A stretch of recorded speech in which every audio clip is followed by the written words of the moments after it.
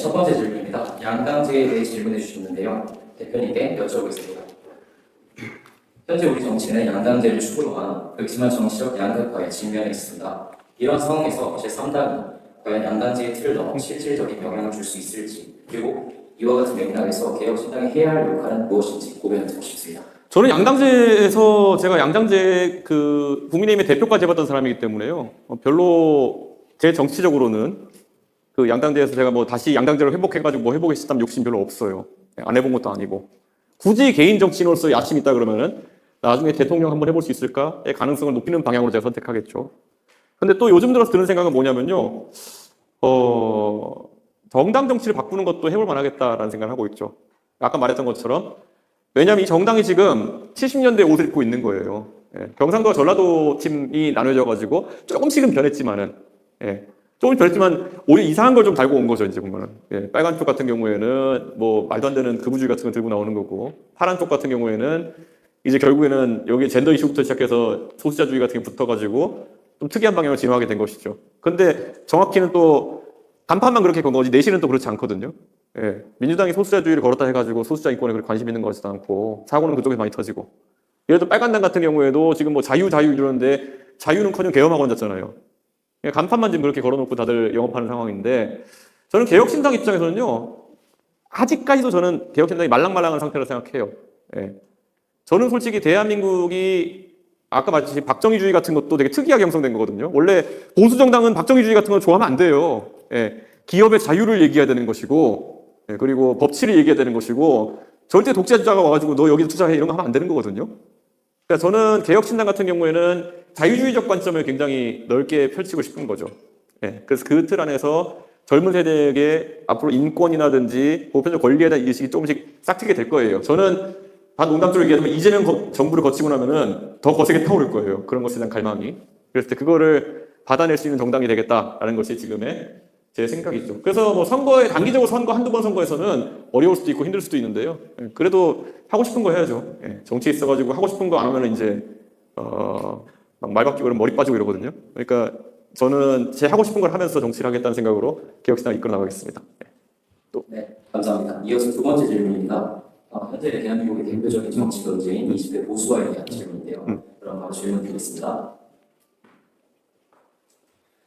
최근 우리 사회에서는 공정성에 대한 높은 민감도, 치열한 경쟁과 불안한 환경, 그리고 젠더 갈등과 기성 정치에 대한 깊은 불신 등을 배경으로 20대 유권자 사이의 세율과 보수화 현상이 나타나고 있다는 분석이 나오고 있습니다.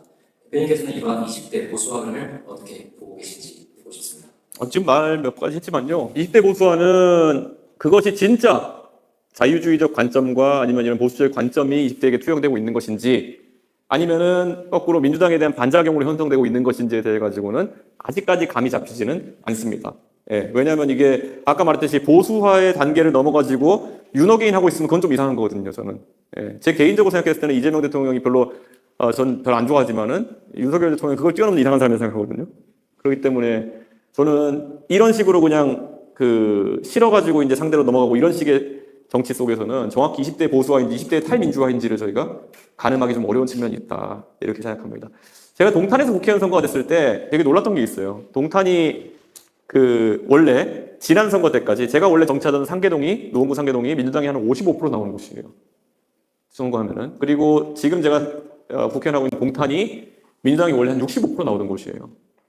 그러니까 수치적으로 보면 상계동보다 동탄이 훨씬 어려운 거잖아요. 65 정도면은. 그런데 이번에 동탄에 제가 선거하러 갔을 때는 상계동만큼의 그 강한 민주당세를 못 느꼈어요. 그게 왜냐하면 동탄은 젊은 도시인데 대충 가서 만나보면은 지금까지 민주당을 찍어왔던 이유는 국민의힘이 싫어서예요라고 말하는 사람이 되게 많았어요. 그런데 그런 국민의힘의 그런 어떤 부채를 승계하지 않으면서 젊은 사람들이 찍을 수 있는 대안이 생겼다는 것만으로도 동탄에서 65%이던 민주당이 제가 선거할 때 38%로 짜그라들었거든요. 그렇기 때문에 저는 가운데 있는 유동적인 표심이 상당히 영향을 미칠 거라 보고요. 20대는 거의 전체가 전 유동화되어 있다, 이렇게 생각합니다. 지금 20대 입장에서 계엄이 옳다라고 생각할 분이 없을 거라 좀 봐요. 그런데 가끔 가다 보면 이런 건 있어요. 오죽하면 계엄했겠냐, 뭐 이런 식으로 이제 하는 분이 있긴 한데, 그래도 그것도 소수이긴 하고요. 근데 어쨌든 그런 오죽하면이라는 거는 민주당에 대한 상대적인 평가인 거거든요. 민주당이 얼마나 그랬으면 계엄을 했겠냐. 계엄이 좋은 건 아니지만은 이런 평가가 나오는 걸 봐가지고는 제가 봤을 때는 극우화까지는 안 갈 것 같고요. 보수화까지는 가는데 이게 해외 사례처럼 인종주의적이나 이런 것과 좀 느낌이 다르거든요. 해외는 반난민이라든지 이런 것들이 많이 엮여 있는데 우리는 반중국 정서 정도만 지금 있는 상황인데 그래서 해외랑은 좀 다른 방향으로 진화할 것 같다. 그런 생각을 하고 있습니다. 네, 감사합니다. 그럼 세 번째 질문입니다. 청년 정치 아이콘이신 대표님께 질문해 주셨습니다. 대표님께서 처음 정계에 발을 들이시게 된 계기는 무엇이었는지, 그리고 또 청년 정치인으로서 정치 활동을 이어오시는 과정에서 가장 느낀 큰 어려움과 이것을 어떻게 극복하셨는지, 마지막으로 정치인으로서 품고 계신 궁극적인 목표는 무엇인지 듣고 싶습니다. 저 정치 어떻게 입문했는지 얘기하면 좀 황당하긴 한데요. 저는 저 혼자 잘 먹고 잘 살자 주의였어요. 그래가 제가 컴퓨터 프로그래머 한 거거든요. 제가 과학고 가가지고 이제 과학고 가면 할 수 있는 게 많아요. 이제 물리화학, 생물, 지학부터 시작해서 옛날로 치면은 거기다 컴퓨터도 있고 한데요. 제가 컴퓨터 하겠다 생각했던 건 딱 한 가지예요. 떼돈 벌려고. IT 기업 만들어간 나중에 떼돈 벌고 싶어가지고. 그리고 화학, 생물 이런 거는 막 실험도 하고 이래야 되잖아요. 주변 사람들이랑 같이 어울려 실험도 하고 이래야 되는데 그런 게 싫고 나 혼자 어쨌든 쭉 밀고 가가지고 똑똑하면 돈 벌 수 있는 게 IT이기 때문에 그랬던 게 있거든요. 근데 그렇게 살던 저에게 제가 그럼 왜 정치는 솔직히 각각하기도 해요. 그러니까 다른 사람들을 끌고 나가야 되는 직업이고 결국에는 돈도 많이 못 벌고 답답한 부분이 있는데 왜 이걸 하겠을까? 그리고 다른 사람을 돕겠다는 취지에서 일을 해야 되는 직업인데 제가 어릴 때 이제 병특으로 제가 군대를 나왔거든요. 근데 병특하면서 제가 병특하는 순간 다른 분 한 분이 이제 그분이 병특하다가 군대를 2번 갔어요. 싸이 씨가 군대 2번 갔거든요. 싸이 씨가 군대 2번 간 게 이제 복무하면서 음악 활동을 해가지고 이제 군대 가신 거거든요. 그러니까 저는 그걸 보고 너무 쫄아가지고 절대 나는 이제 병특하면서 영리 활동하지 않겠다. 원래 제 친구들은 다 영리 활동 했어요. 고액과에 하고. 근데 그러다 보니까 병특하고 그럼 주말이랑 저녁에 시간이 남는데 뭐 할까? 제가 이타적이어서가 아니라 그러면 비영리 활동이나 해볼까?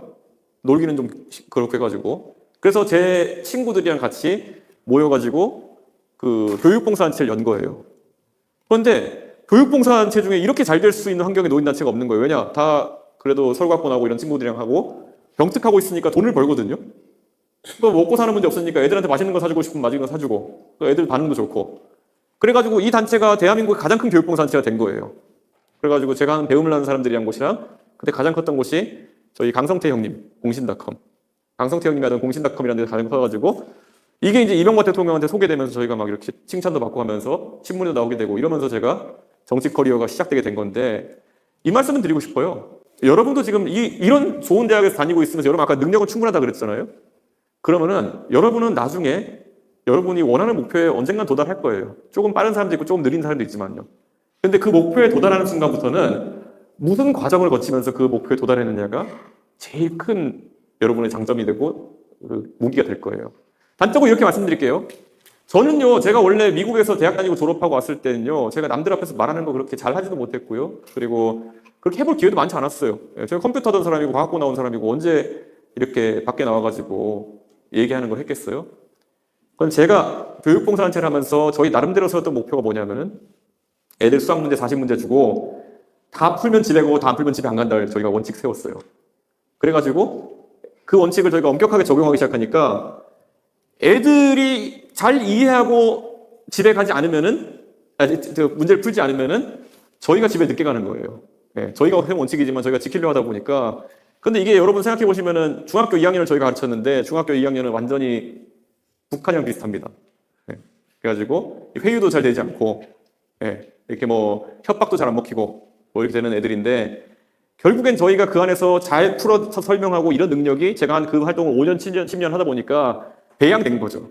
중학교 2학년 애들이 알아먹을 수 있는 수준으로 말하지 않으면은 저는 집에 가기 어려운 그런 상황이 연속됐던 거죠. 그러다 보니까 저는 제가 정치하겠다는 생각으로 그걸 한 것은 한 번도 없었지만은 그 활동을 한 5년 이상 하고 나니까 웬만한 건 이제 풀어가지고 중학교 2학년들도 알아먹을 수 있게 설명하는 식으로 제 화법이 바뀐 거죠. 제가 회사 다니면서 말할 기회가 있겠어요? 말하는 거라고는 오직 저녁에 가서 걔들 가르칠 때, 주말에 걔들 가르칠 때 제가 말하는 것인데 그게 화법으로 정착하게 된 것이죠. 저는 거기다 더해가지고 제가 나중에 정치를 하자마자 제가 TV 토론 같은 데 나갔는데 상대 이제 진보당, 통합진보당 이런 사람들이 나와가지고 저한테 얘기하는 거예요. 그 당시엔 통합진보당이 뭐 젊은 세대에 인기가 좀 있었어요. 자기들이 뭐 구호 외치고 이러면서. 근데 저랑 토론하는데 그때 반값 등록금, 여러분이 지금 받고 있는 국가장학금에 대해 가지고 처음 이제 도입하는 것 때문에 토론하게 된 거예요. 저는 그때 이렇게 얘기했어요. 아니 국가장학금을 주는 건 좋은데 지금 그 당시에는 고등학교가 공짜가 아니었거든요. 초등학교, 중학교는 공짜고 고등학교는 돈 내고 그 대학교는 장학금을 절반 이상 주는 게 말이 되냐 이렇게 얘기했더니만은 그때 통진당에 있던 토론자가 저한테 이렇게 얘기했어요. 이준석 씨 고등학교는 그래 낼 수 있잖아요 이렇게 하는 거예요. 근데 제가 그때 중학교 2학년들 가르치면서 저소득층 가르치면서 느꼈던 건 뭐냐면은 어떤 집은 고등학교 가는 게 부담스러워가지고 아이들을 인문계 못 보내는 경우도 있는 걸 알기 때문에 저는 그때 저 진보당에서 약자를 위한다고 외치는 사람보다 오히려 내가 그냥 이 교육봉사 활동을 하면서 적어도 교육복지에 대해 가지고는 내가 더 잘 알고 있구나라는 자신감을 갖게 된 것이죠. 저는 여러분한테 이 말씀을 드리고 싶어요. 이준석이랑 비슷한 스펙을 가졌던 사람들은 굉장히 많습니다. 저랑 제가 대학 다닐 때 같이 공부했던 사람이 한화의 김동관 회장입니다. 김동관 회장이 저보다 1년 선배이고 김동관 부회장이 그 군대를 뭐로 갔냐면요. 공군 통역장교라는 걸 갔어요. 공군 통역장교라는 건 뭐냐면요. 대한민국의 국방장관 통역하는 사람입니다. 그러니까 국군인 장교 중에 제일 잘 나가는 자리인데 그 뒤로 이제 제 동기들, 제 후배들, 하버드 나온 친구들이 전부 다 그 국방장관 통역을 하고요. 그래서 장교로 군대를 나왔죠. 그리고 나중에 직업은 대부분 다 변호사, 아니 컨설팅 이렇게 가져왔습니다. 그리고 그 친구들 다 똑똑한 친구들이 해가지고 언젠가는 정치하겠다는 생각도 많이 하고 있었어요. 근데 역설적으로 정작 정치에 들어올 수 있는 기회를 얻게 된 거는 어릴 때부터 그런 군대를 장교로 가지도 않았고 변호사 자격증을 따기 위해 노력하지 않았고 이랬던 이준석이 오히려 정치를 하고 있다는 것이 사실 그 안에 아이러니인 거죠. 여러분한테 지금 만약에 누군가가 정치를 하겠냐고 물어보면은 여러분도 머릿속에 복잡할 거예요. 그래서 보통 정치하겠다 판단하면은 그럼 직업은 뭐로 가져야 되지? 그럼 변호사. 거의 대부분 이렇게 가요. 네. 근데 그러면은 그 비슷한 스펙을 가진 사람, 그 비슷한 경로를 걸어온 사람 수백 명, 수천 명을 여러분은 그 길에서 만나게 될 겁니다. 그러니까 이미 무한 경쟁으로 여러분이 들어가게 되는 것이죠. 그러니까 여러분이 어떤 목표가 있다 그러면은 최단거리로 너무 가겠다는 생각을 하지 않으셨으면 좋겠어요. 최단거리가 아니라 최대한 많은 면적을 쓰면서 그 목표치에 도달했으면 좋겠다. 그런 생각을 하고 있습니다. 그래서 그 부분에 있어서 정치도 마찬가지입니다. 정치도 여러분이 지금부터 여러분 정치하기 노력하잖아요. 여러분이 지금이든 아니면 뭐 60살이 돼서 언젠가는 여러분이 도달하고 싶은 점에 갈 거예요. 근데 갔을 때 여러분이 어떤 정치인이냐라는 거예요. 네. 평생 남만 졸졸 쫓아다니면서 공천받기 위해 노력했던 정치인이냐, 아니면 다양한 경험을 쌓으면서 와가지고 대한민국에 뭘 보탤 수 있는 정치인이냐, 거기서 그 다음 단계 결정되는 것이죠. 놀랍게도 여러분 이제 취업 경쟁도 하고 이제 여러 노력하겠지만은 취업하기 전까지는 학점이 중요하고 어학 점수가 중요하겠지만요. 취업하고 난 다음에는 놀랍게는요. 여러분이 회식에서 노래방에서 노래 잘 부르냐가 더 중요할 수 있어요. 예. 근데 여러분이 어떤 경험을 하면서 그 단계까지 올라가느냐, 그걸 계속 생각하시면 좋겠습니다. 예. 네, 이제 거의 끝으로 달려가고 있습니다. 마지막 질문은 앞선 질문에 대한 연장선으로서 구조적 장벽에 대해 질문해 주셨습니다. 현재 대한민국 국회에서 청년 정치인의 비율은 OECD 최하위 수준으로 전체 의원의 4% 미만에 머물러 청년 세대의 목소리가 제대로 반영되지 않고 있습니다. 이런 청년 정치인 부족 문제를 해결하기 위해 현재 정치 문화와 구조에서 가장 먼저 개선돼야 할 점은 무엇이라고 보시는지 한 말씀 드리고 싶습니다. 저는 양강 정치에 있어서 많은 사람이 자포자기하는 경우가 많은데요. 저는 당장 이 명지대학교에서도 한번 생각해봤으면 좋겠어요. 명지대도 무수히 많은 지금 민원이 있을 겁니다. 네, 이 지역에서 하다못해 버스 노선 하나 가지고 민원이 있을지도 모르고요. 학교 주변 환경에 대해서 민원이 있을지 모르겠습니다. 지금 이 학교 주변에 빨간당으로 누가 당선되고 파란당으로 당선되고 여러분의 삶에 무슨 대단한 영향이 있습니까? 구의원으로. 네. 구의원으로 누가 빨간당이 당선되고 파란당이 당선된지가 뭐 그렇게 삶에 영향이 있습니까? 저는 한번 여러분한테 고민해보라고 하고 싶은 게요. 뭐 정례과에서 총대를 매든지 해가지고요. 한번 명지대에서 작정하고 학우들이랑 마음을 모아가지고 이번에 지방선거에서는 우리 명지대학교에서 학우들 중에서 한 명을 단일 후보로 내보자. 이 얘기해봤으면 좋겠어요. 예. 아니 왜 안 됩니까? 이 주변에 살고 있는 학우들도 있을 것이고 여기 학우들이 단일 후보로 밀어주면 주변 상인들이나 이런 사람들 반응할 것이고 당장 이 위에도 사는 사람이 있을 거 아닙니까 지금 보면은. 그런데 만약 모여가지고 자 명지대 학생회에서 모여가지고 우리는 한번 그러면은 지방선거에 구의원이 되고 싶은 학우가 있으면은 우리가 주최해가지고 정책 토론을 한번 열어보겠다. 그래서 학우들한테 공약을 내고 학생회 선거하듯이 내가 어떻게 서대문구를 바꾸겠다 이런 걸 공약을 내고 그 공약을 바탕으로 해가지고 학우들이 뭐 온라인상으로 투표하든지 해가지고 명지대 단일 후보를 정해가지고 한번 이 후보로 당당하게 무소속으로 붙어보자. 빨간 당이든 파란 당이든 어디랑.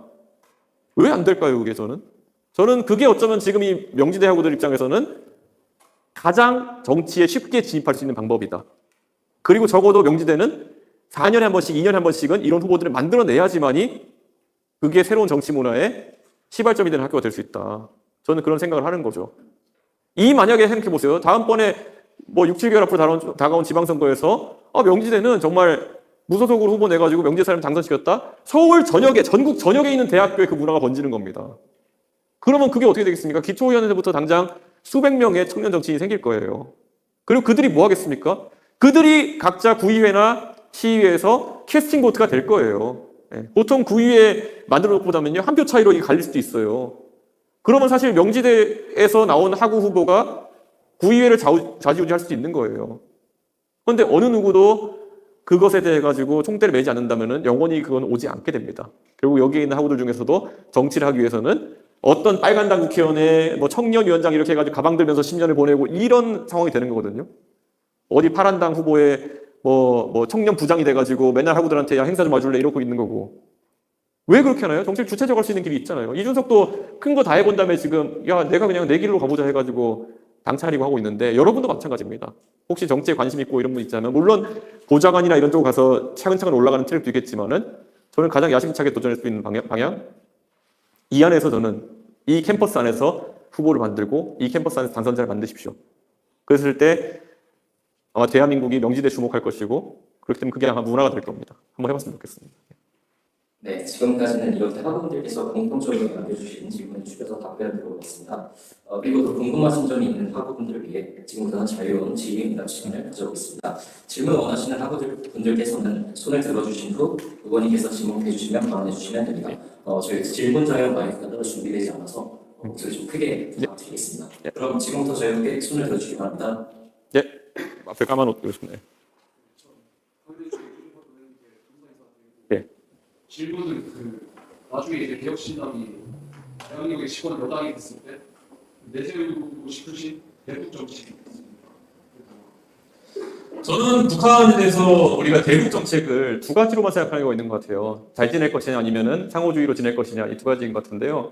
저는 저도 이게 약간 세뇌가 있는 게 뭐냐면요. 통일은 하는 게 좋다라는 세대로 배워왔기 때문에 통일에 대한 거부감은 없습니다. 그리고 저는 통일을 했을 때 대한민국의 시장 규모가 커지고 그리고 노동 가능 인구, 특히 임금 구조가 우리가 지금 상당히 경직돼 있는데 저가 임금을 받으면서 일할 수 있는 인구가 갑자기 늘어나기 때문에 한번 산업적으로 기회가 생긴다 이렇게 보고 있고요. 근데 항상 제가 통일 얘기 나오면은 여러분께 질문드리고 싶은 게요. 대학생이나 이런 분들 입장에서 한번 토론해 봤으면 좋겠어요. 통일이 되면요. 우리가 북한이랑 대등하게 통일할 수 있을까요? 네. 우리가 북한이랑 대등한 위치에서 통일할 수 있을까요? 그럼 흡수통일밖에 없는 겁니다. 네. 왜냐? 우리가 북한의 경제제도에서 하나라도 가져올 게 있을까요? 북한의 교육제도에서 우리가 가져올 게 있을까요? 다 없거든요. 그럼 유일하게 남은 건 뭐냐면요. 그럼 북한에 대해서 이거 하나 물어보자고. 옛날에 동독과 서독이 흡수통일했을 때 동독이 무너져가지고 흡수통일했기 때문에 동독의 정치인들은 재판정에 세워졌습니다. 네. 그때 동독의 서기장에서 호네커 같은 사람들은 탈동독하는 사람들을 쏴주겠다는 이유로 재판정에 세워졌죠. 그때 김일성이 그 사람을 북한으로 구출하겠다 이런 얘기도 많이 했지만은 안 되고 그 사람 재판받아 죽었습니다. 호네커는. 그런데 어쨌든 자 그럼 우리는 먼저 김정은에 대해서 어떻게 해야 될까요? 김정은이 만약에 통일을 해요. 그럼 김정은 용서해줘야 됩니까?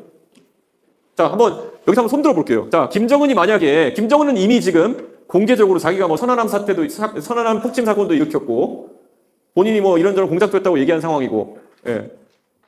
그리고 뭐 자기 그 고모부는 쏴 죽이고 이렇게 파렴치한 범죄를 많이 했던 사람인데 자 그럼 만약 통일이 되면은 통일이 됐기 때문에 김정을 용서해야 된다. 네.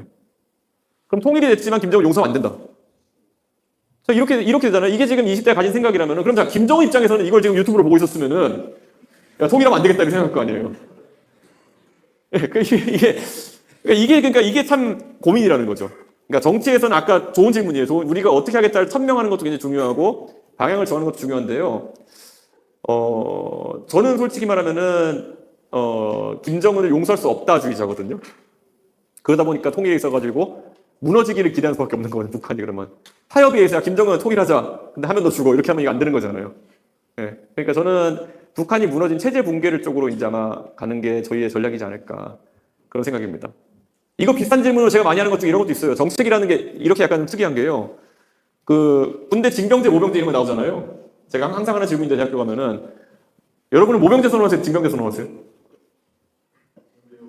자, 징병제 선호하는 분. 자, 모병제 선언하는 분. 자, 그러면 여기서, 자, 모병제를 하면은, 모병제에 적절한 그 수당이 얼마여야 될까요? 예를 들어, 모병제로 가서, 뭐, 간다면 군대를 처음에 2등병 갔을 때 얼마 줘야 될까요? 자, 연봉 3천, 4천, 그럼 자, 5천, 네, 6천까지, 6천. 자, 그러면 지금 보면 한 3, 4천이 대세인 것 같은데, 4천이 좀 많다 보고요, 그러면. 자, 여기 남성분들 중에, 모병대 안 갔는데 4천 주면 군대 가겠다, 손 들어보세요. 한 분. 네. 이게 현실이거든요, 이렇게 보면은. 그러니까 이게 되게 당황스러운 게 뭐냐. 정책이라는 게 이런 거예요. 우리가 모병제를 하는 게 좋냐, 징병제를 하는 게 좋냐, 뭐 이런 질문 할 수 있고, 당연히 유의미한 질문이죠. 그 다음에 우리가 사회적 컨센서스로 그러면 군인에게 얼마 정도 줘도 되겠다라는 걸 정하면은 한 4천, 오케이. 이것도 유의미한 얘기예요. 우리가 군인이라는 직업의 난이도나 이런 거에서 어떻게 생각하는지를 그냥 컨센서스를 본 거니까요. 그냥 정도 4천 받으면 군대 갈 사람 했는데 한 명, 두 명밖에 손 안 들었다는 거는 말이 안 되는 정책이라는 얘기거든요.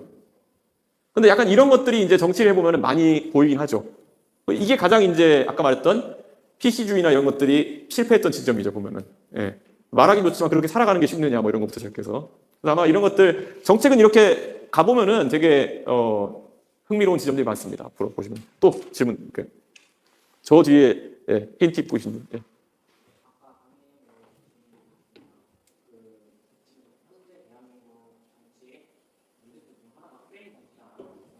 예. 소수가 가수에게 가수가 소수에게 동할 때 화를 더 빠르게 생각합니다. 이러한 현상이 지금 우리나라 정치의 속박지 나타난다고 생각을 하는데 이러한 현상을 방지하기 위해서는 다음 국회의원 선거가 매우 중요하다고 생각을 하는데 약간 그것으로 어떻게 관련 정치적 관련 준비하고 계시고 어떻게 정치적 관련 준비하고 계시는지 좀 여쭤보고 싶습니다. 사람들이 마약에 중독되는 이유가 뭐냐면요. 마약이 너무 저렴한 가격에 극도의 쾌락을 가져다 주는 아주 효율적인 환각의 수단이기 때문이에요. 역설적으로. MSG라는 것이 아주 한 꼬집만 넣어도 음식 맛을 감칠맛 날 수 있게 하기 때문에 넣는 거예요. 나쁜 건 아니지만은. 근데 자, 어쨌든. 그런데 프레임 잡기라는 것도 방금 이제 질문이 프레임을 잡아가지고 이제 다수가 소수를 억압하는 구조를 깨려면 총선이 중요한데 어떻게 되냐 이런 건데 프레임이라는 게 그렇게 쉬운 거예요. 아까 제가 말했죠. 옛날에는 조금이랑 다른 생각이 있으면 너 빨갱이 하면 그냥 끝나는 거였거든요. 지금은 조금만 뭐 하면 그냥 어떻게 자기 우호적인 언론 모아가지고 쟤는 혐오자야 이렇게 하는 거거든요.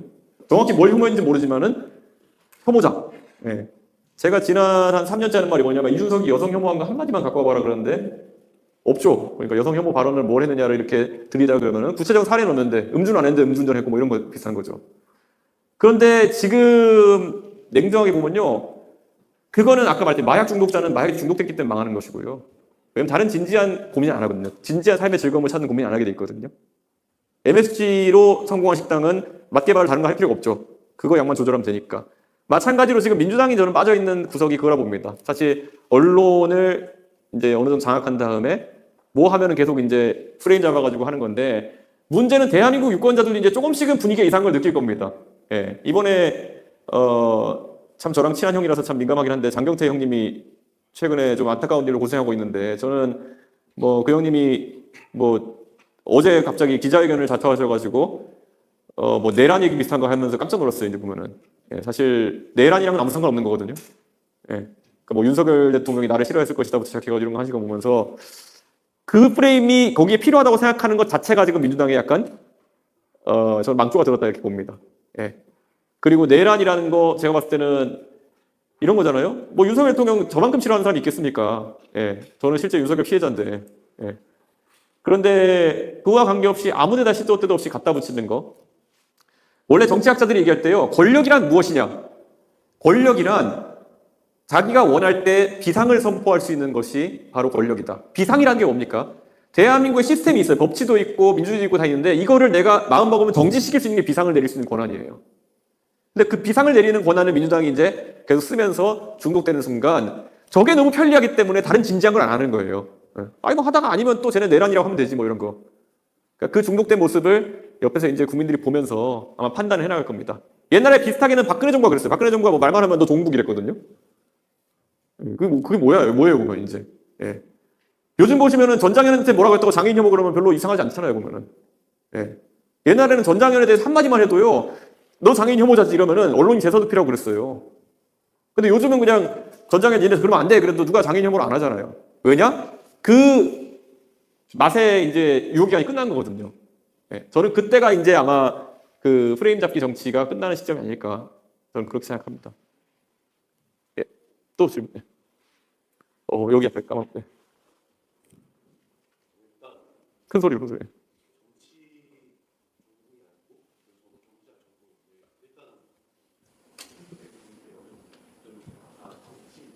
네.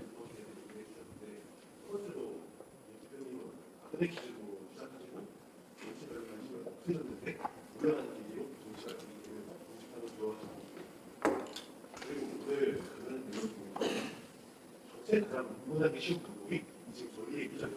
저희 대학교에서 어느 정도 지원을 하고 후보소와 그 기후 단계를 쉬운 방법이라고 하셨는데 이 두 가지 방법에서 제외되는 부분이 있다고 첫 번째로 지금 이걸 안 하는데 이게 사람 시간이 부분이 두 번째로 저와 같이 중동에 가는 이렇다고 보거든요. 그리고 특히 학교 안에서 후보를 뽑을 때요. 어느 정도 한계가 있다고 생각해요. 그리고 마지막으로 하지 않을 수가 있대요. 그래픽 부분에서 진짜로 생각하는데 저희 같은 경우에는 어떤 방식으로 정치의 그런 정치에 대해 관심이 뭐지? 좋은 질문이에요. 그러니까 질문은 정치에 입문화돼 있어가지고 여러 방식의 한계도 있고 지금 뭐 자금의 한계도 있을 것이고 뭐 지금 당장 진로를 고민하는 단계에서 이제 고민도 있을 텐데 어떻게 하는 게 좋겠냐는 건데요.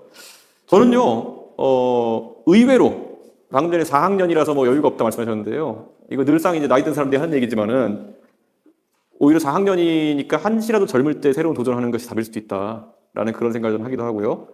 그리고 또 한편으로는 자금이라는 거는요 이런 겁니다. 우리가 선거를 해보면요 여러 가지를 해요. 막 보면은 누구는 현수막을 붙이고 누구는 유세차를 뽑아가지고 이렇게 하고 누구는 와가지고 악수를 하고 누구는 뭐 이렇게 하고 해보면요 의외로 여러분이 어떤 후보를 선택하게 되는 계기가 뭔지를 한번 여러분이 유권자로 생각해 보면 돼요.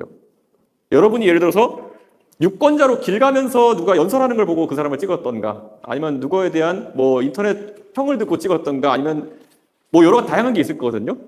그런데 적어도 지금 여러분이 도전할 수 있는 지방선거나 이런 레벨에서는 그런 고공전에 투여되는 많은 비용보다는 여러분의 발로 뛰는 게 오히려 표로 환산될 가능성이 높아요. 예. 예를 들어 이렇게 해볼게요. 제가 봤을 때는 아까 제가 정외과에서 뭐 선출하고 이럴 때는 정외과만 하라는 게 아니라 정외과가 주관해가지고 전 학우들 중에서 고르는 이벤트를 하는 거였고요. 제가 그냥 제 감으로도요. 만약에 명기대에서 그 이벤트를 하면요. 전국의 모든 언론이 보도합니다. 예. 그리고 이 동네 모든 사람들이 궁금해할 겁니다. 아, 저 사람이 그 후보야? 아마 나오는 후보 중에 최고 인지도를 가지고 시작할 겁니다. 그게 바로 결국에는 비교 우위를 만드는 방법일 거거든요. 저는 그거를 고민하면은 솔직히 다음 단계에서 뭐 인지도나 이런 거, 다음 단계 자금이나 이런 거는 그 다음 단계인 게 자금을 들여서 인지도를 얻으려고 하는 건데 애초에 그런 식으로 인지도부터 있으면은 사실 자금이 들지 않습니다. 예. 그렇기 때문에 충분히 해볼 만한 도전이다. 저는 그렇게 생각합니다. 네. 또 질문 혹시 있으면? 네, 저 위에 계신 분.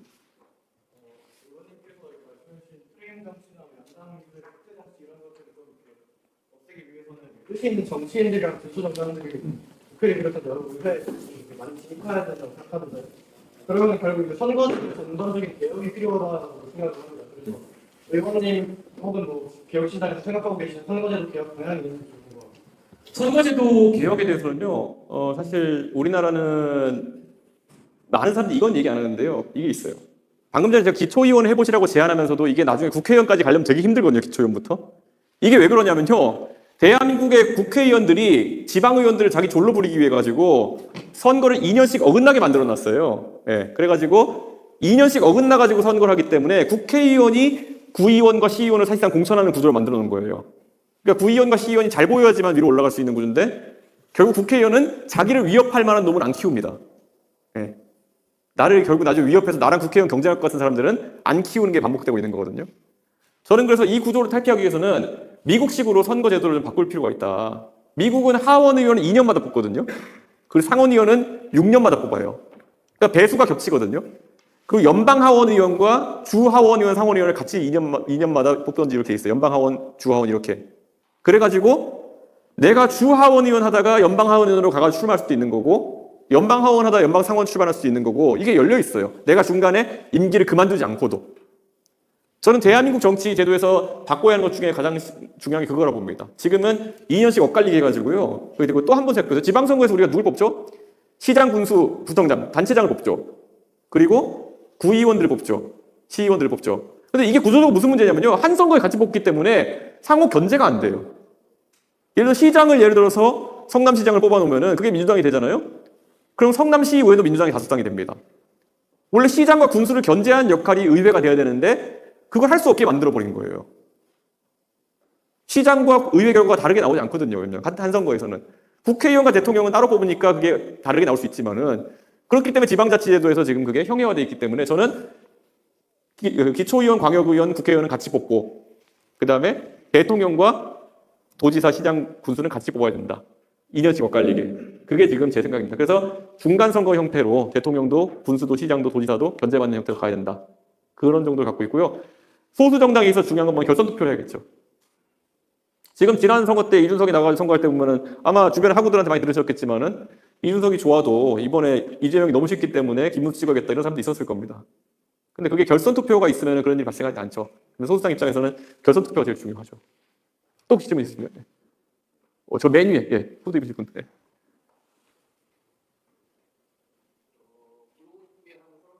하나만. 네. 요즘 중국과 대만의 분위기가 심상치 않지 않습니까? 예. 근데 만약에 중국과 대만이 진짜로 전쟁을 한다고 치면 어디서도 지금 북한이나 전쟁하고 그 북한은 인질이 되잖아요. 이때 과연 북진 통일하는 것이 마지막 기회가 될 것이 명백한데 혹시 그런 기회가 없다면 사실 왜냐하면 양면 전선이 굉장히 중요하니까 독일이 중국으로 끌어온다 영국을 상대했기 때문에 북진통일하게 된다는 거잖아요. 네. 이렇게 말씀드릴게요. 제 꿈이긴 한데요. 예. 그런데 북진통일을 할 수는 없을 것 같아요. 그때 그 상황이 됐을 때. 왜냐면은,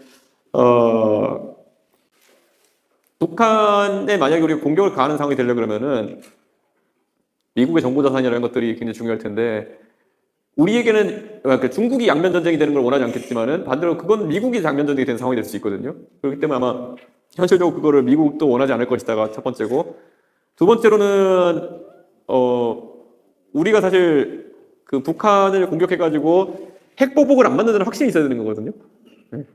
신나게 가가지고 김정은 잡았는데 핵보복 당하면 이제 되게 웃긴 상황이거든요.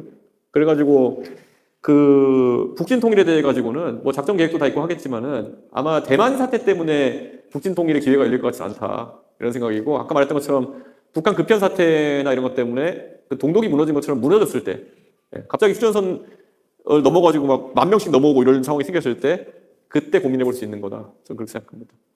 북진 통일 그건 공격의 의미가 아니라 그거는 안정시킬 수 있는 군을 보내야겠죠. 그거는 북한을. 또 혹시 질문? 예, 저 근처에 안경 질문.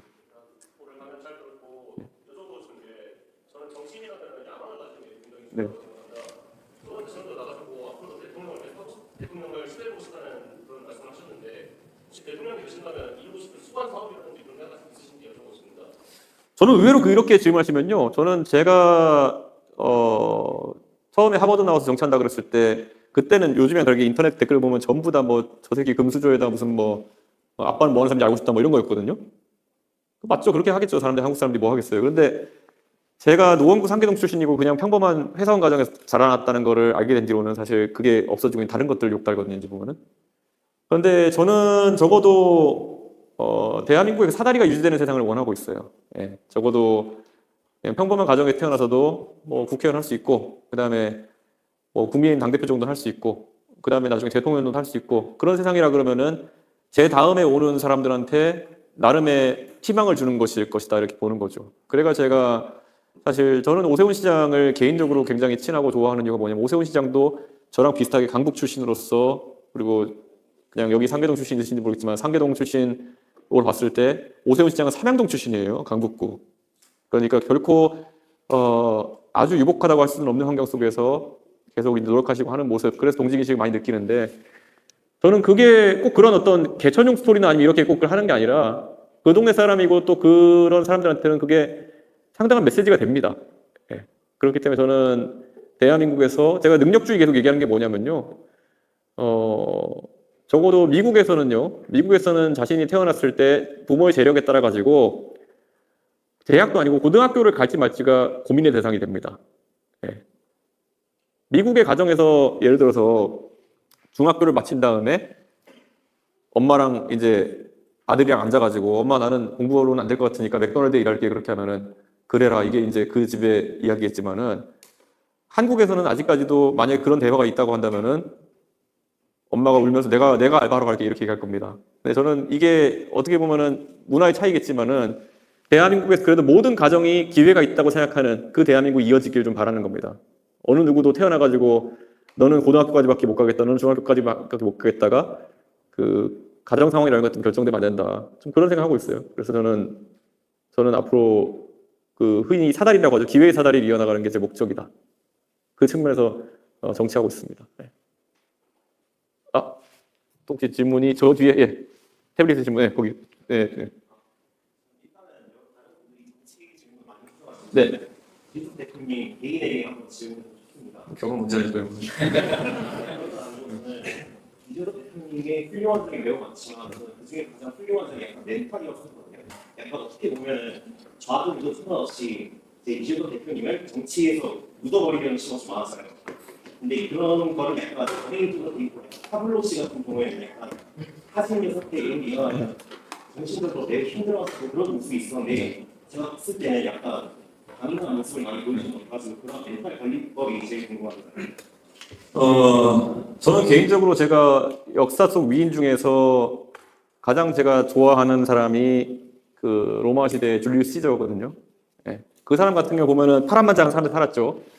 그리고 그 사람이 나중에 루비콘강을 건너가지고 결국 로마를 장악했을 때 그때 자기 친구였던 사람들도 자기를 그러니까 애초에 루비콘강을 건넌 것 자체가 자기 친구들이 자기를 엿먹이려고 했기 때문에 이제 루비콘강을 건넌 건데 갔더니만 또 친구들이 또 와가지고 뭐 키케로나 아니면 이런 사람들 아니면 브루투스 이런 사람이 와가지고 미안하다 다시 나를 받아주고 이렇게 했더니만은 아무 일 없었다는 듯이 뭐 그럴 수도 있지 이러면서 받아주고 나중엔 그 사람들이 또 자기 찔러 죽이고 그런데 그냥 다른 사람들의 생각에 제가 별로 영향받고 싶지 않아요. 그냥 보면은 그냥 좀 수준 낮은 얘기하는 사람이 있으면은 저러다 죽겠지 뭐 이렇게 생각하거든요.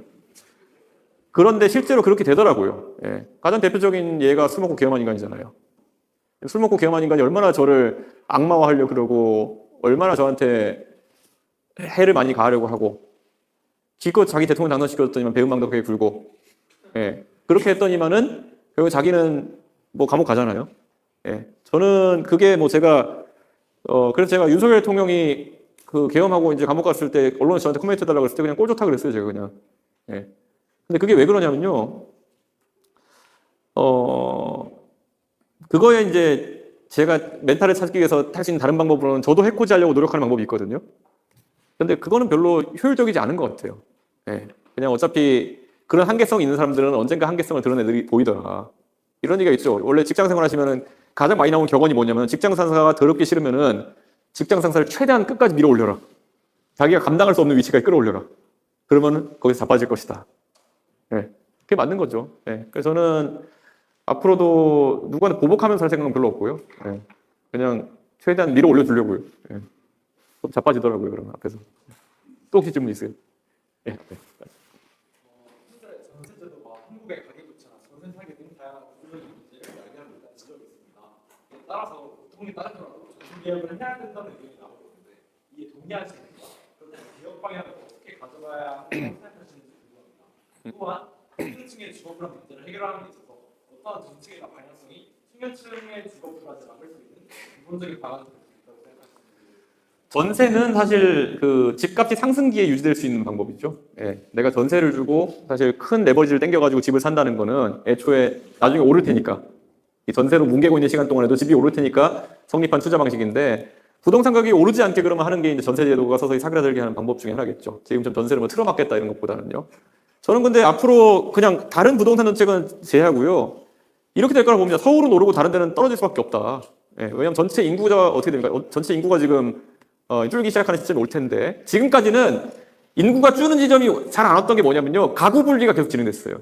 그러니까 뭐냐면은 옛날에는 4인 가족이 예를 들어 애가 대학 다녀도 어쨌든 집에서 통학하고 출퇴근하고 이렇게 했던 문화가 있었고 뭐 계속 그랬다면은 지금은 뭐 대학 가거나 취업하면 또 분가하고 뭐 이런 것들이 많아지고 하다 보니까 가구 수가 지금 그리고 뭐 할머니 모시고 사는 집보다 이제 분가해 사는 집이 더 많고 뭐 이런 상황이 되니까 가구 수가 늘어난 것이지 인구는 정체돼 가고 있거든요. 근데 이제 더 이상 늘릴 가구 수도 없는 시점이 되면은 집값은 내려갈 겁니다. 대신 이제 서울에 있는 이제 향유할 수 있는 고가 주택 가격이 올라갈 가능성이 있는데요. 이건 왜 그러냐면은 똘똘한 한 채 때문에 그렇습니다. 우리 사회도 이제 사회가 오래 지속되면서 떼돈 번 사람들이 나올 거 아니에요. 예를 들어서 내가 1,000억 자산가라고 생각해 보죠. 그럼 1,000억 자산가가 되어도 우리가 포트폴리오를 자산에 구성해야 될 겁니다. 그 중에서 뭐 반은 넣어가지고 혹시 주식에 넣는다 하더라도 500억이 남잖아요. 그럼 500억을 주식에 넣는데 500억을 또 어디 넣을까요, 그러면은? 그게 없으면 이제 일부는 안정자산이라 부동산에 넣으려고 할 텐데 부동산은 한 채밖에 못 산대요. 똘똘한 한 채라고 해가지고. 그러면은 그 똘똘한 한 채는 어디냐? 강남이죠. 그러니까 그런 서울의 강남이나 아니면 마용성 이런 곳에 수요가 집중되는 것은 인구 구조와는 별개의 현상으로 나타날 것이다. 대한민국의 자본을 가진 사람이 늘어나면서 그거인 것이고요. 그렇기 때문에 저는 똘똘한 한 채를 풀어주는 것이 그 집값 분산에 굉장히 도움이 될 것이다 라는 생각을 하고 있습니다. 그래서 그렇게 하는 게 되게 중요하고요. 제가 대한민국에서 없애고 있었던 제도는 전세제도보다도 재수제도입니다. 재수제도. 네. 여러분 중에 재수에서 오신 분 있으시죠? 네. 여러분은 잘못이 없고요.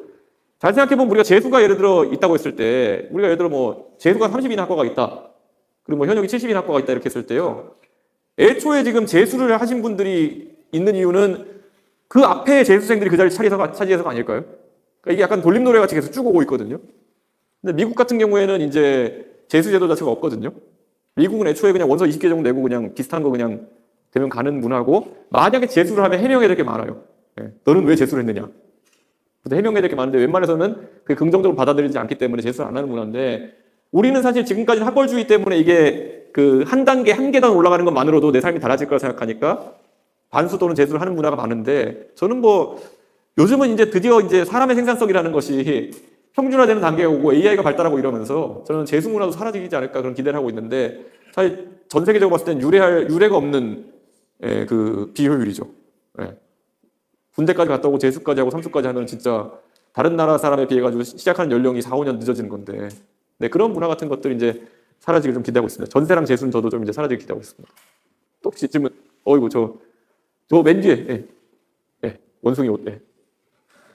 예. 예. 정치 상황이 민주당 측에서 탄핵소추를 발의하였고 그리고 또 언론사는 편향되어 있는 상황 가운데 예산안에 여야 합의가 이루어지지 않은 상황이었었는데 이때 윤석열 대통령은 어떻게 해야지 바람직한 상황이었는지 궁금합니다. 윤석열 대통령이 이제 그 당시 자기 변명은 많이 하죠. 이렇고 이랬으니까 내가 계엄을 했다 이러는데요. 우선 이렇게 얘기 드릴게요. 제가 이제 당대표하고 있었고 윤석열이라는 사람이 대통령 되자마자 민주당 사람들이 제일 걱정했던 게 뭐냐면요. 저한테 많이 물어봤어요. 이 대표, 윤석열이 진짜 술을 잘 먹어? 이렇게 했어요. 그래서 잘 먹긴 잘 먹던데요. 이렇게. 그런데 막 그럼 의원들이랑 모여가지고 술 먹고 이러면 막 동네 형님 같이 막 이렇게 하냐고. 그래서 그러진 않고 지 이야기만 하던데요. 막 이렇게 얘기했어요. 네.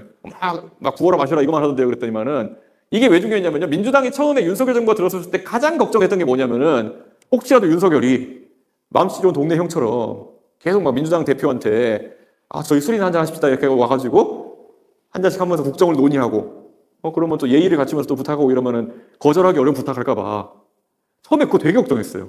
네. 윤석열이 막 계속 술로 죽이면서 막 이건 동의해 주시오 막 이러면 어떡할까. 그런데 술은 지 혼자 먹었죠. 네. 그러니까 사람마다 그래도 군뱅이도 구른 재주는 있다고 뭐 하나씩 잘하는 걸 하면 되거든요. 근데 윤석열은 자기가 잘하는 것도 못한 거예요. 그 잘하는 스킬을 민주당 당대표랑 술 먹고 민주당 위원장랑 술 먹는데 썼으면은 저렇게 안 됐을 겁니다. 그러니까 저는 아까 자꾸 이제 주어진 상황에서 윤석열의 개헌밖에 없었다는 건 윤석열의 논리인데요. 정말 그거는 말이 안 되는 게 어떻게든 길을 찾아내는 게 정치여야 되는 것이지 계엄을 거기다 갖고 오는 거는 진짜 알코올로 거의 뭐 진짜 뭐 문제 생긴 게 아니면 할 수 없는 판단이기 때문에 저는 아직도 믿기지가 않습니다, 진짜. 예. 또 혹시 질문? 예. 그 뒤에 예, 안경 질문. 예. 이제 짧게 다 대답할게요. 예. 예. 이분이 알고 보니까 옛날에 일본 고위 정치 인사의 정치 스쿨 출신이라고 하시더라고요. 근데 청년 정치 많이 배출하셔야 된다고 하셨고 계층의 사상에도 말씀을 하셨는데 우리나라에는 왜 이런 제도가 없는지 그리고 만약에 있으시다고 하시면 이준석 대표님은 이걸 운영하실 생각이 있으신지 궁금합니다. 그게 이제 정치에서요, 육성주의냐 선발주의냐거든요. 육성주의는 뭐냐면은 이렇게 막 뽑아요. 그런 다음에 마스시다 정경숙 이런 것처럼 해가지고 애들 가르치면서 이제 너희를 정치인으로 만들어주겠어 이렇게 하는 거거든요. 그거는 일본식으로 족벌 정치와 그리고 또 어느 정도의 후견인 정치가 돼 있는 곳에서는 그게 가능하고요. 우리나라는 이게 안 되는 게 뭐냐면요. 뭐 각당마다 정치학교 이런 거 하는데 정치학교 운영 방식을 보면요. 그냥 뭐 이렇게 하는 뭐 선발도 아니에요. 그냥 뭐 돈 내는 사람 모아가지고 한 50명씩 기수대로 모아가지고 여기 앉혀놓고 강의 듣게요. 그냥 보면은 TV에 이름 나올 만한 사람들 뻔해요. 뭐 진중권, 이준석 뭐 해가지고 뻔해요. 근데 이게 우리가 얼마나 웃기냐면요. 정치인의 자질이 없는 사람이 그 강의 10번 들으면 정치인이 된다 그러면 정치인 너무 허접한 거잖아요. 그러니까 저는 육성식 모델은 사실 육성을 제대로 할 거면은 모르는데 그런 식으로 특강 형식으로 한 뭐 정치학교 하는 것들은 저는 되게 싫어해가지고 바른정당 때 또 그 유승민 의원이 하고 이렇게 해서 저도 뭐 강의도 하고 있지만은 저는 그게 싫어가지고 제가 뭐 국민의힘 대표할 때나 지금 개혁당 대표하고 있을 때 주도권 있을 때는 무조건 선발식으로 합니다. 컨테스트로. 해가지고 토론대회 열고 정책공모전 열고 해가지고 거기서 잘하는 사람들을 이제 선발해서 쓰는 것이지 육성주의는 사실 대부분 대한민국에서 실패합니다. 왜냐하면 육성을 안 하기 때문에. 불러놓고 그냥 그런 특강 몇 번 들려주고 끝이기 때문에.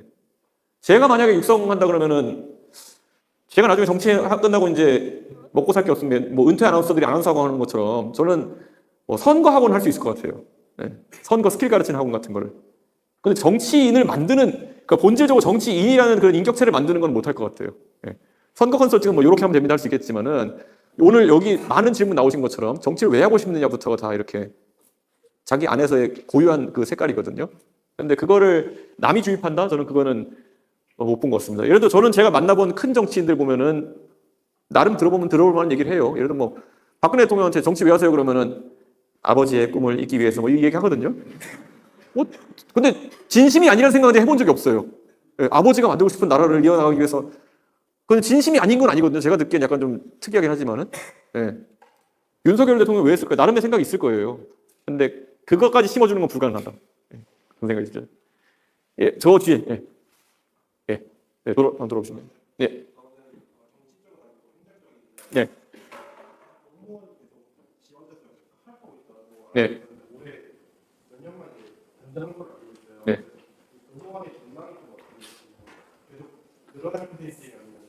그 공무원 중에 이제 뭐 고위 공무원이 따로 있을 거고 구급체육 같은 경우에는 뭐 앞으로 처우는 계속 이제 최저임금에 수렴해 가겠죠. 이제 보면은.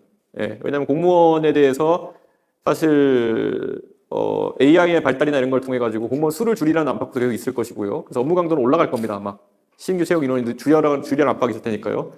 그리고 한편으로는 또 공무원이 옛날엔 그래도 퇴직하고 위에 빠지는 경우도 꽤 많았거든요. 근데 요즘 끝까지 버티려고 하는 사람이 많아질 테니까 승진도 잘 안 될 테고. 그러니까 굉장히 안 좋은 전망이라 볼 수 있겠죠. 그리고 그럼에도 공무원 지원율이 좀 올라가는 거는 그만큼 문과 취업 현황이 지금 거의 봐줄 수 없는 수준이다. 이렇게 봐야 되는 거겠죠. 그리고 뭐 옛날 같으면 W에서 로스쿨 가는 경우도 있었겠지만 가도 별일 없구나 뭐 이런 거 하게 되면은 그리고 대학교 가도 석사 박사 가도 문과에서는 이제 뭐 신규 교수 채용이 거의 불가능할 것이다. 그게 전망이니까요. 네. 그러니까 아까 제가 말한 것처럼 차라리 이번에 구의원에 도전하시라. 네. 구의원은 바로 5급이거든요. 5급 되거든요. 네. 또 질문. 네. 네. 여기 아까 하셨던 분이니까 저 뒤에 예. 후드 입으신 분. 네. 네. 심화되는 상황에서 한국이 취업을 스탠스에 대해 여쭙고 싶거든요. 예를 들어서 대만, 러시아, 북한은 이미 취업에 대한 스탠스가 있고 그쪽에 대한 또 같이 신임 수상도 뭐 강한 대중국 발언으로 인해서 중국과 미국도 큰 반응을 보이는 것으로 알고 있습니다. 정치권에서 입장이 보이기는 하지만 그래도 아직 한국은 좀 모호한 스탠스를 취하고 있다고 생각을 하는데 의원님께서는 이런 치우치지 않은 모호함을 유지해야 할지 아니면 최근 일본들이 사실처럼 명확성을 나타내야 할지 이 부분에 대해서 그러니까 중국을 도발할 필요는 없죠. 예, 중국을 도발할 필요는 없고요. 요즘 보면 뭐 한창 인터넷에 보면 제가 오가는 게 얼마나 황당하냐면은 뭐 중국인이 무슨 어디다가 똥을 쌌다 이런 것 때문에 중국인이 싫어하자 뭐 이런 게 막 올라오고 있잖아요. 그러니까 분명히 중국 어딘가에 지금 한국 사람이 술 먹고 구토하고 있을 거예요. 그러니까 이런 게 나온다는 건 굉장히 말초적인 게 나오기 시작하는 거거든요. 그러니까 저는 그런 거는 할 필요 없고요. 예. 예. 그럼 분명히 어디 한국 사람도 어디 가서 어그리 코리안 하고 있습니다, 지금. 그러니까 그런 것 때문에 반중 감정 키우자는 거는 진짜 그는 건드리면 안 되는 영역이고요. 다만 이제 우리는 기회로 삼을 만한 부분이 있습니다. 예를 들어 제가 얼마 전에 자율주행차 때문에 중국 우한시에 갔다 왔거든요. 중국의 바이두는 지금 자율주행 기술에 있어서 뭐 테슬라만큼의 기술력을 확보했다고 평가받고 있는데 이 기술을 통해 바이두가 미국에 진출할 수 있는 방법이 없습니다. 왜냐면 대중 규제 때문에. 그래서 바이두가 지금 하고 싶어 하는 게 뭐냐면은 한국의 이제 완성차 기업이랑 협력을 맺어가지고 뭘 해보면 어떻겠느냐 이런 고민도 하고 있어요. 그렇게 해서 미국에 진출할 수 있는 방법을 모색하고 있는데 저는 그게 오히려 우리한테 기회일 수가 있죠. 그렇기 때문에 중국의 예를 들어 반민주적인 행보라든지 아니면 뭐 홍콩에 대한 탄압이라든지 제가 정치인 중에 거의 유일하게 홍콩 시위 갔다 온 사람일 텐데 그런 반인권적인 처사에 대해 가지고 강하게 비판하고 하지만 오히려 그걸 지렛대 삼아가지고 경제적으로는 우리가 뭐 기술이나 이런 부분에 협력할 수 있는 걸 협력해야 된다. 그런 스탠스를 가져가야겠죠. 사실 하이닉스나 이런 기업들은 중국 시장 없이는 지금 버티기 어려운 상황이었거든요.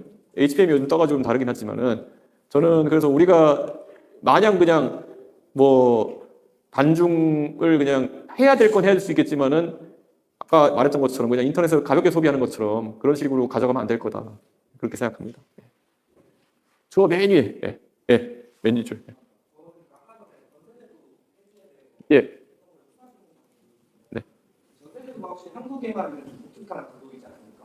근데 전자 후에 이제 개인이 은행 대출을 받을 수 없었던 시절에 개인 간 금융거래를 시작한 게 전세제도라고 알고 있는데요. 그런데 확실히 전세제도가 문제점도 많지만 지난 30년 동안은 확실히 서민들의 약간 주거 안정이라든가 뭐 계층간 사다리 역할을 톡톡히 했다라고 생각을 합니다. 그런데 과연 그 전세제도가 사라지는 방향으로 설정되는 게 맞는지 좀 어떻게 생각하시는지 궁금합니다. 그 전세제도가 이제 당연히 건너뛰기, 징검다리 이렇게 하는 거에 도움이 되는 게 왜냐면 이런 거예요. 생애 주기에 따라 가지고 주택을 갈아타기 쉬워지면은 사실 매매로 옮겨도 됩니다. 전세로 옮겨다니는 이유는 취등록세가 비싸거든요. 한 번씩 주택을 사고 팔면은 양도세와 취등록세가 비싸기 때문에 20평짜리 집을 30평짜리로 옮겨가는데 그 10몇 평 차이의 그 가격만 지불하는 게 아니에요. 20평을 파는 데 드는 비용과 30평대를 사는 데 드는 취등록세가 다 들어가는 거거든요. 그래서 그게 이런 거잖아요. 예를 들어 우리가 신혼부부가 만약에 돼서 결혼하신다 그러면은 뭐 방 하나짜리, 방 두 개짜리에 살아도 문제 없잖아요. 근데 애를 둘 낳으면 방 세 개짜리는 가야 될 거 아니에요. 그러니까 그런 식으로 옮겨 탈 때 오히려 전세가 유리한 측면도 있어가지고 사실 전세가 지금 서로 받는 분도 있고요. 내 집은 따로 있고 전세로 옮겨 다니는 분도 있고요. 뭐 여러 가지 이유가 있을 겁니다. 직장을 자주 옮겨 다니는 분도 있을 거고 그래가지고 그런 수요가 있는 건데요. 만약에 그런 특수 케이스를 제외하고 실제 거주하는 집을 구매한다고 했을 때는요. 전세 못지않게 유리한 방식이 예를 들어 40년 상환 뭐 주택 모기지라든지 이런 것들이거든요. 미국 같은 데를 보면요. 40년 상환 모기지 이런 것들이 있습니다. 잘 됩니다. 우리도 일부 있었는데요. 근데 40년 상환 모기지 같은 것들이 우리나라에 잘 정착할 수 없는 이유 뭐냐면은 평균 결혼 연령이 30대 중반이 돼버리면은 40년 상환 모기지가 뭐 75대까지 경제활동을 할 게 아니면은 말이 안 되는 얘기잖아요. 그래서 우리는 그게 20년, 30년 모기지로 바뀌게 되고 그러면 이제 매매 자체가 이제 상당히 부담 가는 상황이 되게 되는 건데 저는 40년 모기지 하면서 예를 들어서 90% 주택가의 90%까지 예를 들어 뭐 대출이 된다. 이런 상황이면 전세보다 나쁜 조건은 아닐 거거든요. 그러니까 저는 그런 대안들이 충분히 존재한다. 그렇게 보고 있습니다. 근데 우리는 오히려 LTV, DTI라고 하죠. 우리가 그런 비율 자체를 낮게 잡아가지고 억제하려고 하는데 사실 미국은 더 높게 주는 경우가 많습니다. 그거를. 더 빚을 많이 낼 수 있게 하는 경우가 많습니다. 대신 기간은 길게 하고. 또 질문이. 안 한 분들, 한 번이라도 안 한 분들. 여기 모자 쓰신 분들. 네.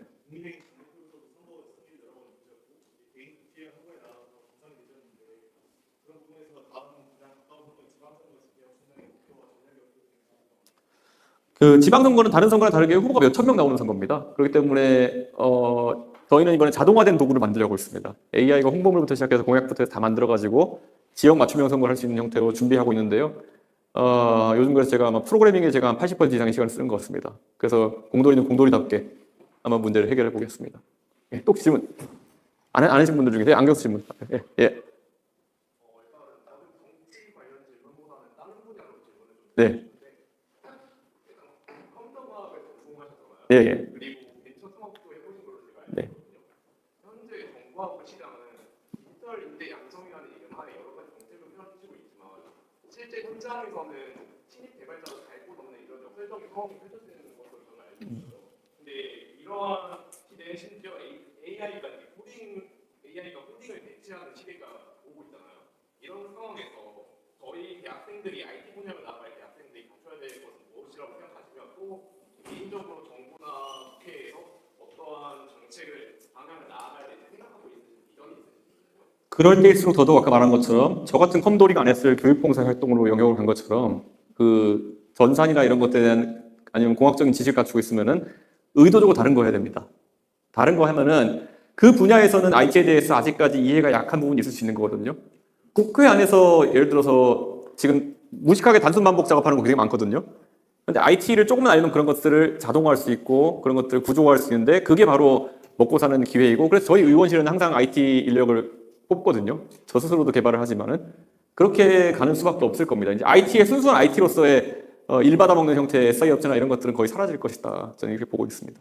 예, 또 지금 예, 앞에 예.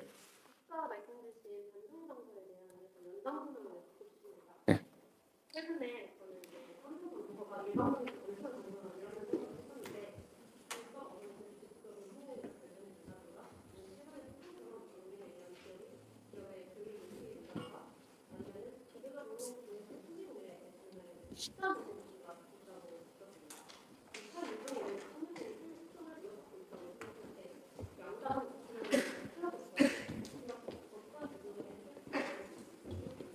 저는 중국과의 관계에서 우리가 걱정해야 될 거는요. 우리가 중국과의 기술 경쟁에서 뒤처지지 않게 하는 것이 최우선이다 이렇게 봅니다. 사실 그 안에 우리가 사실 반중 정서, 현중 정서가 일어나는 데는 오히려 개별적인 사건들이 더 중요해 보일 수 있겠지만은 큰 틀에서는 우리가 중국에 대한 경쟁에서 우리가 우위를 가지고 있느냐를 봐야 되는 것이고요. 아까 제가 말했듯이 뭐 중국이 어디서 똥을 쌌다 아니면 뭐 이런 거는 그야말로 그거는 그렇게 가기 시작하면은 한국 사람이 술 먹고 똥 싸는 것도 중국에서 찍어 올리기 시작할 겁니다. 그거는 이제 제로섬 게임이고 그렇게 가면 안 되고 예를 들어서 반도체 분야라든지 조선 분야라든지 우리가 고급 조선 분야라든지 우리가 비교 우위를 갖고 있는 영역에서의 우위를 지속해 나가는 것이 대중관계에서 제일 중요하다 이렇게 보고요. 지금 그래서 제가 지난번에 페이스북에 한번 글을 올렸거든요. 그러니까 공산당을 싫어하는 건 좋은데 그럼 화교는 왜 싫어하는 거냐? 예, 이게 보통 이제 그 현중 또는 반중하시는 분이 화짱조라는 단어를 만들어놨잖아요. 이 화교 짱깨 조선족인데 그러니까 중국 분들을 뭐 짱깨라는 게 중국 분 이거 본토에서 오신 분을 얘기하는 거라면은 그분들이 뭐 공산주의 하에 있는 분들이기 때문에 싫어하는 거는 뭐 굳이 이해하려면 해볼 수 있겠는데 화교는 옛날에 이제 그 대만에서 넘어오신 분들이거나 중화민국 쪽을 가신 분들이거든요. 그럼 이분들은 왜 싫어하는 건가? 그러니까 이걸 최소한의 논리성을 가지고 가져가야 되는데 지금은 그냥 화짱족 그리고 저한테도 제가 화교라고 해보면 제가 뭐라고 하겠습니까? 저는 제가 오히려 뭐 그 홍콩 시위도 갔다 온 사람인데 그러니까 이게 제가 말씀드린 게 뭐냐면요. 이 중국에 대한 경계심이라는 건 항상 가져가야 될 필요가 있습니다.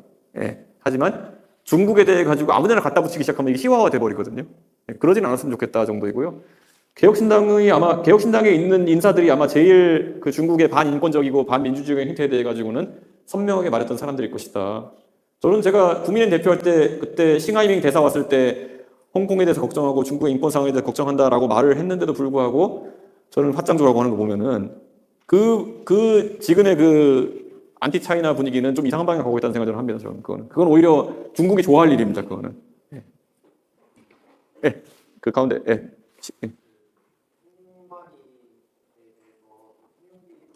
예.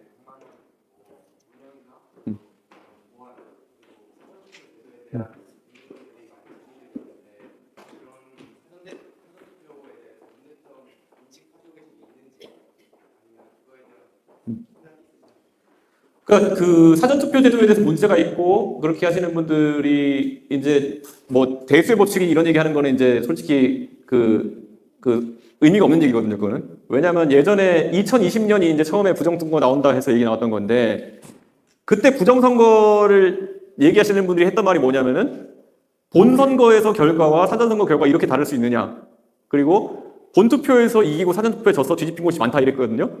정작 그게 저예요. 네, 제가 노원구에서 본투표에서 이기고 제가 사전투표 졌거든요. 근데 지금 대부분 부정선거 한다고 깃발 들고 다니시는 분들은 본투표도 지고 사전투표도 진 분들이에요. 네, 그러니까 우선 당사자성이 되게 특이하게 돼 있고요. 정작 제가 만약에 그거 의심할 구석이 있으면 제가 가장 먼저 손 들고 나가서 했어야 되는데 선거 과정을 한 번이라도 자기가 참관해 본 사람이면요. 이게 불가능합니다. 예를 들어 가장 많이 나오는 게 뭐 보면은 뭐 처음에 부정선거론이 어떻게 시작됐냐면요. 이렇게 국회 회의장에 모여가지고 막 자기들끼리 원인 분석했다고 해요. 그래가지고 막 열 몇 개 항목을 주면서 드디어 자기들이 부정선거의 함정을 찾았다 이랬는데 제 기억나는 게 뭐냐면은 그때 선관위가 LG 그램 노트북을 쓰거든요. 근데 그 당시 부정선거 처음 발표할 때 거기 보면은 내용이 뭐냐면 16, 17인가가 노트북에 와이파이라는 기능이 발견됐다 해요. 예. 예. 부정선거의 증거가. 예. 그리고 그 다음이 윈도우 10을 쓴다가 부정선거의 증거예요. 뭐 이제 그러니까 처음에 이제 어르신들을 뭣도 모르는 분들한테 이제 얘기하려고 그렇게 했겠지만은 지금도 가보시면요, 이 부정선거 담론을 이끌고 가려면은 우리가 예를 들어 범인을 잡으려면요, 경찰서에 가가지고 범인을 잡으려고 그러면은 우리 집 도둑 맞았어요 이런다고 안 잡아주거든요. 우리 집에 언제 도둑이 돼서 뭘 도둑 맞았어야 되는 거거든요. 근데 부정선거 담론에서 지금 가장 빠져 있는 게 뭐냐면은 누가 했느냐가 빠져 있어요. 예. 그러니까 언제 어디서 누가 왜 어떻게 무엇을 했느냐거든요. 근데 언제 했느냐도 지금 사실 그 어떤 지점에서 발생했는지 미기 못하고 있고요. 누가 했느냐도 답을 못하니까 맨날 문재인이 했다 그러죠, 이제 보면은. 그 다음에 어떻게 했냐도 사실 그게 없어요, 지금 보면. 설명이 없어요. 어떻게가 나오면 검증하면 되잖아요. 그 다음에 왜 했냐도 약간 이상한 게요. 이 부정선거를 하는 사람이 진짜 있다고 치면요, 이 사람이 되게 특이한 사람이잖아요. 부정선거를 할 거면은 대선이 제일 중요한데, 대선은 지게 내버려두고 총선은 다시 이기게 부정선거를 한 다음에 뭐 지선은 또 다시 지기 위해서 부정선거를 덜 하고 뭐 이런 거잖아요. 그러니까 이게 지금 육하원칙이 성립돼야지 이게 토론이라도 하는데 언제 어디서 왜 누가 어떻게가 다 빠져 있는 상태입니다. 그래서 이제 지금 남아 있는 건 뭐냐면은 가능성이에요. 이제 보면은. 예. 약간 이런 거죠. 지금 당장 명지대 서버에 지금 중국인이 와 있을 수 있지 않느냐. 저도 아니라고 말은 못하죠. 근데 아니라고 말하면 너 왜 중국 밴드로 이런 식인 건데 지금 보면은. 그러니까 이게 지금 약간 그 단계인 겁니다. 뭘 했다가 돼야 되는데 그게 아니라 이럴 가능성이 있지 않느냐 뭐 이런 거거든요. 예. 지금 당장 명지대 총장 머릿속에 중국이 뭐 칩을 심었지 않느냐 뭐 이런 거거든요. 그럴 수 있죠. 근데 그걸 총장님한테 뇌 좀 뜯어봐도 되겠습니까? 뭐 이럴 수 없는 거잖아요. 예. 그리고 이런 절차를 안 한다 그러면은 왜 검증하려는데 안 하는 거냐. 해보자는데 왜 안 하는 거냐. 가능성이 있지 않느냐. 자꾸 이런 식인 거거든요. 그러니까 부정선거는 생각보다 지금 계속 이제 그런 거 그렇다게 하는 사람들 것만 보면 그렇지만은 생각해보시면 언제 누가 어찌서 왜 어떻게 하나도 안 나오는 상황입니다. 지금 보면은. 예. 시간 관계상 마지막 질문하고 기념 촬영하도록 하겠습니다. 빠르게 2개만 듣겠습니다. 그러면. 자, 그러면은 안 하시면 저기 위에. 예.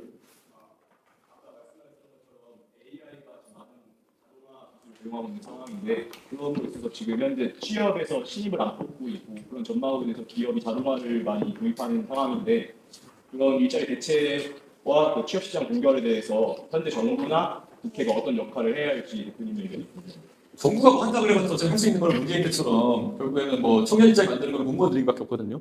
문재인 대통령이 무슨 능력이 있어서 청년 일자리 만들겠습니까? 뭐 공무원 늘리는 거죠 그러면은. 예. 그럼 공무원 뭐 늘리겠습니까? 또 보면은 단순한 공무원 자리들, 하위직에 있는 그런 것들 많이 늘리겠죠. 근데 그거를 젊은 세대가 뭐 한다고 좋아할 것 같지도 않고. 그러니까 그쪽에는 방법이 없다고 보시면 됩니다.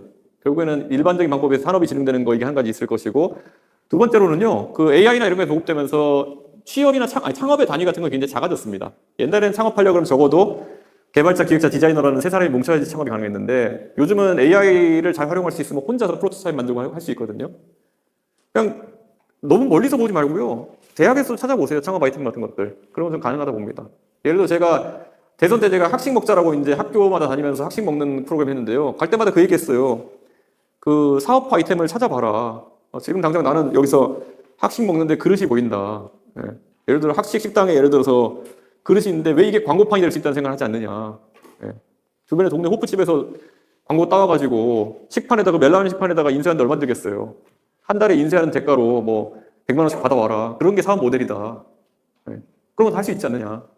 저는 그런 생각도 했어요. 그러니까 그런 거 뭐라도 일상에서 찾아가면서 그런 기회 찾는 게 중요하고요. 취업 전망은 앞으로 대기업도 계속 줄일 것이고 줄어들 수밖에 없다. 여기서 이제 희망을 주는 사람들은 거의 사기꾼에 가까울 것이다. 그냥 경제가 일반적으로 잘 되는 것 외에 다른 방법이 있다고 얘기하기는 거의 어렵다. 이렇게 말해야겠죠. 예, 마지막으로 그러면 여기 예.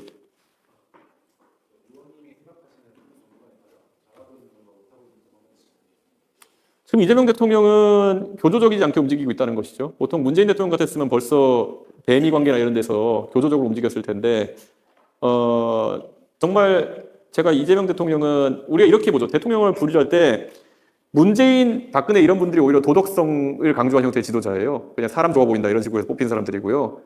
이명박, 이재명 이런 분들이 저 사람이 좀 뭔가 도덕적으로 문제 있는 것 같아 보여도 일은 하겠다 이런 생각을 드는 사람들이 이제 찍는 후보거든요. 근데 이재명 대통령이 교조적으로 가지 않았다는 게 굉장히 큰 장점이죠.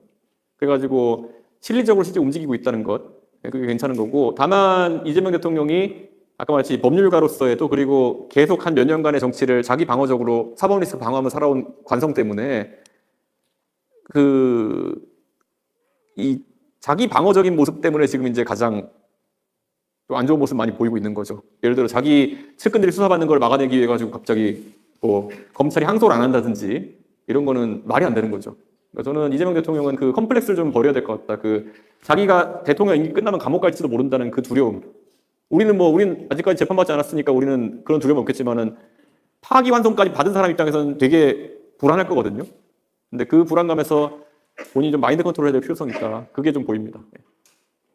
예. 네, 오늘 정말 깊이 있는 이야기 함께 나눠주신 이준석 대표님께 다시 한번 큰 박수 부탁드립니다. 네.